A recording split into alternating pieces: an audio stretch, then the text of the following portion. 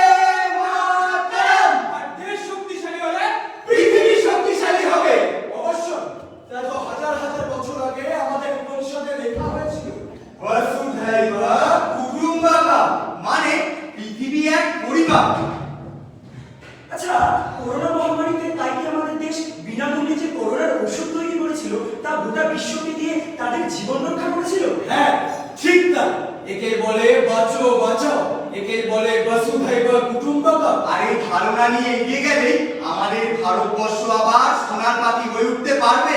তবে পাখিকে সোনার আবরণ দিতে নাটকের একটা বড় ভূমিকা থাকা উচিত। অবশ্যই। আজ সারা বিশ্বের বিভিন্ন দেশ নিজেদের মধ্যে যুদ্ধে লিপ্ত, আর সেখানে আমাদের দেশ ভারত এবং মহোৎসবের মাধ্যমে বিশ্বের বিভিন্ন মানুষকে আলিঙ্গন করছে। এতে শিল্প ও জ্ঞানের আদান প্রদান হচ্ছে। এভাবে চলতে থাকলে আমরা আবার আগের মতো সোনার পাখি হয়ে উঠবো। হ্যাঁ, ফিরে আসবে আমাদের সোনার পাখি, ফিরে আসবে আমাদের সোনার পাখি। দূর হবে গরিবি, দুঃখ আর যন্ত্রণা, মুছে দেব মোরা অত্যাচারীর যত লাঞ্ছনা। দুঃখের রাত হবে অবসান, সোনার পাখি করবে কলতান। সীমান্তে হব মোরা প্রহরী, রুখবো হানাদারতে যত হানাদারি। ফিরে এসো সোনার পাখি, তোমায় হৃদ মাঝারে রাখি। এসো সোনার পাখি, তোমায় হৃদ মাঝারে রাখি। তোমায় হৃদ মাঝারে রাখবো, ছেড়ে দেব না। তোমায় হৃদ মাঝারে রাখবো, ছেড়ে দেব না। তোমায় হৃদ মাঝারে রাখবো, ছেড়ে দেব না। ছেড়ে দিলে সোনার বউ রাখতে পারবো না। ছেড়ে দিলে সোনার বউ রাখতে পারবো না। ছেড়ে দেব না। তোমায় হৃদ মাঝারে রাখবো, ছেড়ে দেব না। তোমায় হৃদ মাঝারে রাখবো, ছেড়ে দেব না। তোমায় হৃদ মাঝারে রাখবো, ছেড়ে দেব না। আচ্ছা, সোনার পাখিকে ফিরিয়ে আনতে গেলে আমাদের কি কি করতে হবে? কি কি করতে হবে? দেখুন, আমাদের মধ্যে যারা শিক্ষক আছে তাদের সেই সব মানুষের দায়িত্ব নিতে হবে যারা শিক্ষার গুরুত্ব জানে না। যারা নারী কল্যাণ নিয়ে কাজ করছেন তারা নারী সুরক্ষার উপর জোর দিন। হ্যাঁ, নারী যদি শক্তিশালী হয়, পরিবারও তবে শক্তিশালী হয়। কিন্তু আমরা জনগণকে শিক্ষিত ও সচেতন করবো কিভাবে?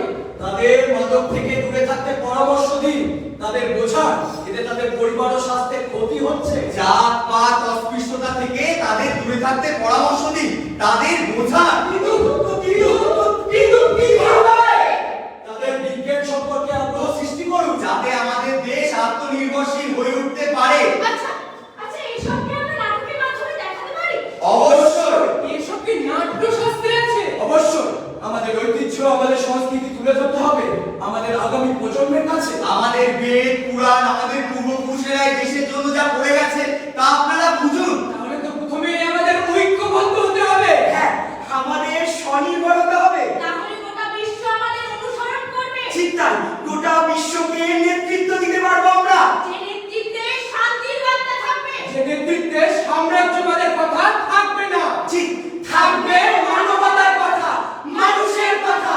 এছাড়াও আমাদের সমাজে আরো অন্ধকার দিক আছে, সেদিকেও আমাদের আলো জ্বালতে হবে। হ্যাঁ, বলুন সেগুলো। আরে বাবা, আমরা যদি সব দেখিয়ে দেই, বলে দেই, তাহলে আপনারা কি করবেন? আপনারা চারিদিকে তাকিয়ে দেখুন, নিজেরাই দেখতে পারবেন, বুঝতে পারবেন। আমি বলছি ভ্রূণ হত্যা, পণ প্রথা, নারী পাচার, শিশু কন্যা হত্যা, পশু হত্যার, গাছ কেটে বন ধ্বংস। এই তো কতগুলো দিক পেয়ে গেলেন বলুন তো। এভাবেই আমাদের এগিয়ে যেতে হবে। এই বিষয়গুলো নিয়ে নাটক লিখুন, মানুষের মাঝে ছড়িয়ে পড়ুন। এতে বিনোদনের সাথে সাথে জ্ঞানেরও লাভ হবে। আপনাদের এই নাটকের মাধ্যমে সচেতন হয়ে উঠুক জনগণ। হ্যাঁ, ঠিক তাই। তাহলে আমরাও একদিন আবার আগের মতো সোনার পাখি হয়ে উঠতে পারবো।